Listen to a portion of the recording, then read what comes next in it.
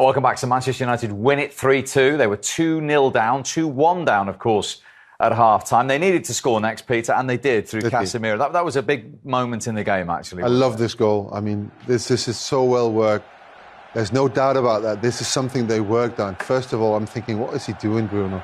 But then I realise that's what he's doing. He's playing it, and we see it here. He knows what... It's straight to Marcus Rashford, and then we track his run here. Wait, and he's onside. And it's to Casemiro, who missed a very, very big chance in the first half, redeemed himself here, and got it back to 2-2. And from this moment, of course, you expect Man United to just take off and score more goals. Yeah, it was actually really well worked set piece, to be honest. Great ball from Rashford. Bruno just that headed down to Casemiro, and like you said, he redeemed himself with a well-deserved goal. What did we think to the red card for Joe Worrell for Nottingham Forest?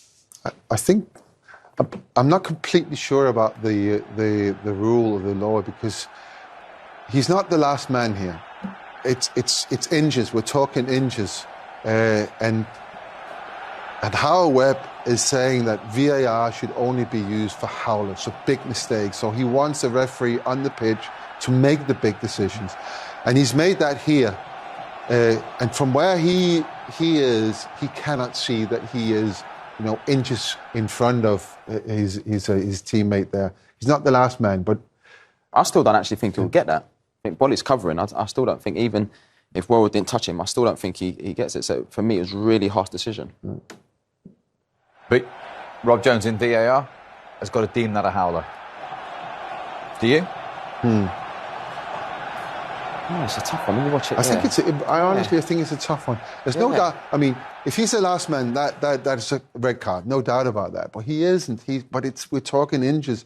Yeah. And again, the point that Howard Webb is making, that he wants more responsibility taken by the on-field referees, which, by the way, then raises the question: why do we have VAR? Yeah. But that's what he wants. Well, his answer would be to eradicate the howlers, the things they get. But you're still not sure. I'm not sure. For me, that is. But if Howard Webb was on this show now, he would say, if you're not sure, that's not a howler. Yeah. Decision stands. Well, for me, that's not a red card. But that can only be determined by going to the screens and see it again. I think it has a very big impact on the team, so Forest, and also of the player. The player will then serve a 3-match suspension.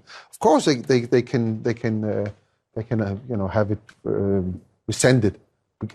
Yeah, that's going to happen tomorrow. Like Liverpool. Yeah. Of course, that can happen, but it's not going to help them from that game. I'm not saying that it had an impact on the result, because we don't know. It wasn't a penalty, so it definitely didn't give Man United the goal.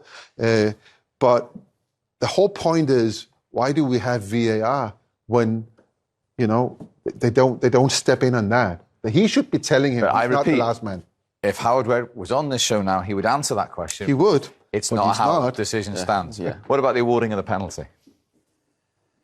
Danilo on Rashford. I think we spoke about before about Rashford playing wide, and I think he's so much better in that position because, like I said before, he's a 1v1 specialist.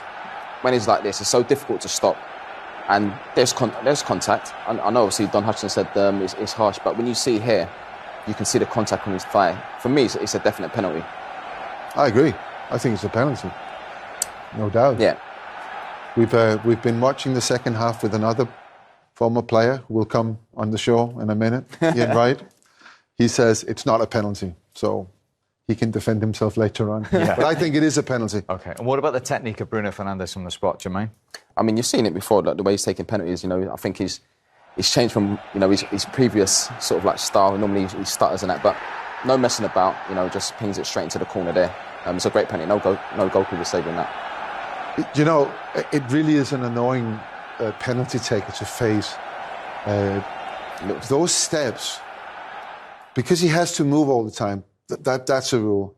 But the steps, because he makes them like this quick, you don't know when he's going to hit the ball. That means you don't know when you can move, and that's why if he hits a penalty like that, either side, every time, he will never miss a penalty. If the goalkeeper saves it, it's definitely moved too early or cut in. It really is. It's a great technique, but it requires some guts, you know, because you got to be absolutely sure what you're doing. 16 of his 19 penalties He's in a England. good penalty taker. Yeah. So 3 points, but as we said earlier, the next 2 games actually are Arsenal and Brighton. Mm-hmm. They have to find another gear or two, you know. Got to start playing better football.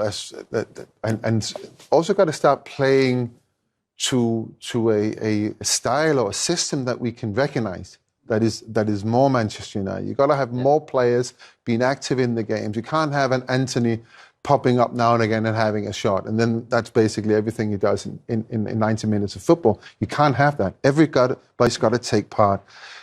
It's early doors, you know. It's very early in the season. 6 points out of three games. You know, I'd rather lose the points here and have something to correct from now than wait till March. You know, where you've got to start winning every game if you want to contend. Ten Hag spoke before the game. He spoke about, obviously, transitions and counter-pressing work rate. I thought they were better today than the Tottenham game. I thought the Tottenham game was too easy to play against, you know, weren't getting close enough. I thought they were better in that aspect. I think Rashford playing wide made a difference as well. Martial didn't look sharp, which is understandable because he hasn't played. But yeah, you know, in the next 2 fixtures, they are going to go long periods out with the ball. And it's important, you know, those things, you know, counter-pressing and being in a good shape. It's important that they do that against Arsenal and Brighton. So we'll see. But performance was okay today. Lucky they actually won the game. And for Nottingham Forest, unlucky. Even with 10 men, like I said before, still looked like they were going to score. But Man United do need to improve, you know, in a lot of areas.